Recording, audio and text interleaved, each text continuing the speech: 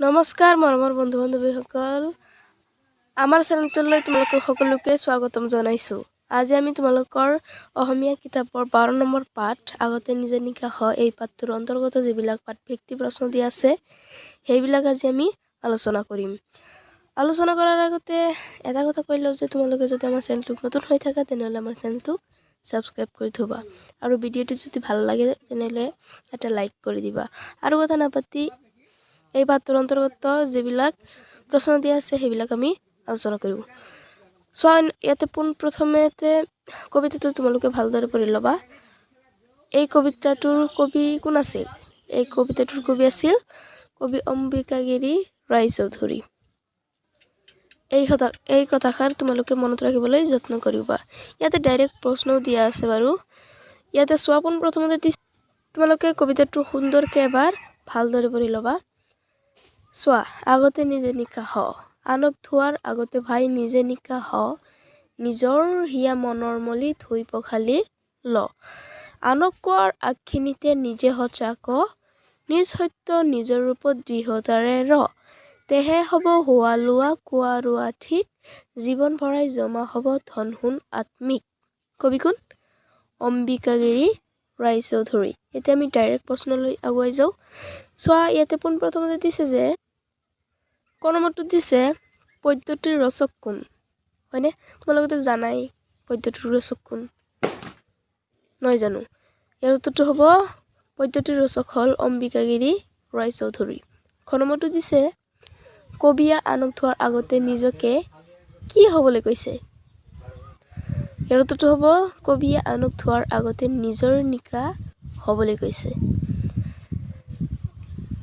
গ নম্বৰটো দিছে যে কবিৰ মতে নিজৰ নিকা হ'বলৈ হ'লে কি কি কৰিব লাগিব? ইয়াৰ উত্তৰ কবিৰ মতে নিজে নিকা হ'বলৈ হ'লে নিজৰ হিয়া মনৰ মলি ধুই পখালি ল'ব লাগিব। নিকা মানেনো কি? নিকা মানে হ'ল পৰিষ্কাৰ, নহয় জানো? ঘ নম্বৰটো দিছে কবিৰ মতে আনক সঁচা কথা ক'বলৈ উপদেশ দিয়াৰ আগতে নিজে কি কৰিব লাগিব? ইয়াৰ উত্তৰটো হ'ব কবিৰ মতে আনক সঁচা ক'বলৈ উপদেশ দিয়াৰ আগতে নিজে সঁচা ক'ব লাগিব। কবিতাটো ধুনীয়াকৈ দিয়া আছে, তোমালোকে 2-3বাৰ পঢ়িলেই পাই যাবা। তাৰ পাছত চোৱা, তলত এটা প্ৰশ্ন দিছে, তলৰ শব্দবোৰৰ অৰ্থ শব্দ সম্ভাৰ চাই শিকো আহা।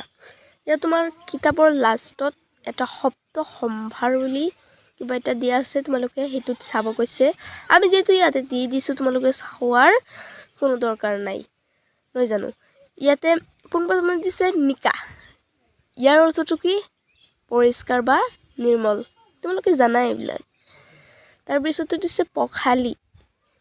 ইয়াৰ অৰ্থটো হ'ব পানী ধাৰা নিকা কৰি বা ধুই দি। তাৰপিছতো দিছে দৃঢ়তা। ইয়াৰ অৰ্থটো হ'ব কঠিনতা বা অলৰ জলৰ বা গুণ বা সংকল্পবদ্ধতা। তাৰপিছতো দিছে আত্মিক। ইয়াৰ অৰ্থ হ'ব কি? ইজনে সিজনৰ মনৰ বা আত্মাৰ ওচৰ চপা। তাৰ পিছৰ প্ৰশ্নটো দিছে কবিৰ মতে জীৱনত কেনেকৈ ধন সোণ জমা কৰিব পাৰি লিখা। ইয়াৰ উত্তৰটো আমি কি লিখিম? কবিৰ মতে নিজকে নিজা কৰি নিজৰ হিয়াৰ মনৰ মলি ধুই পখালি সঁচা ক'ব লাগিব আৰু নিজ সত্যত নিজৰ ৰূপত দৃঢ় হ'ব লাগিব। তাৰপিছত দিছে পদ্য কেই ফাঁকি বুজাই লিখা।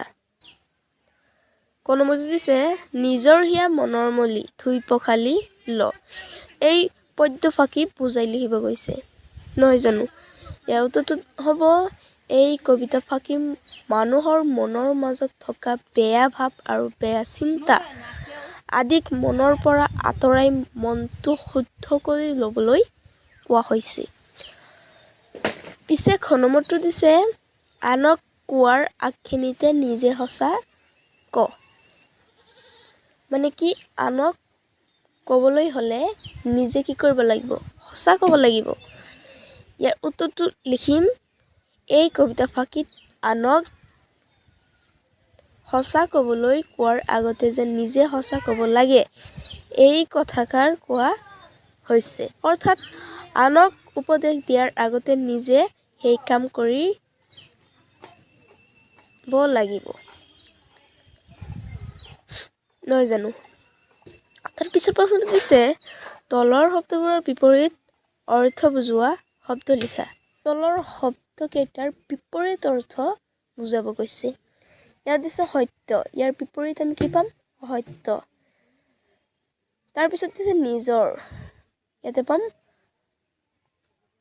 আনৰ তাৰপিছত দিছে জমা ইয়াৰ বিপৰীত কি হ'ব খৰচ তাৰপিছত দিছে আত্মীয় ইয়াৰ বিপৰীত হ'ব অনাত্মীয় তাৰপিছত দিছে নিকা মানে কি পৰিষ্কাৰ ইয়াৰ অৰ্থটো কি হ'ব লেতেৰা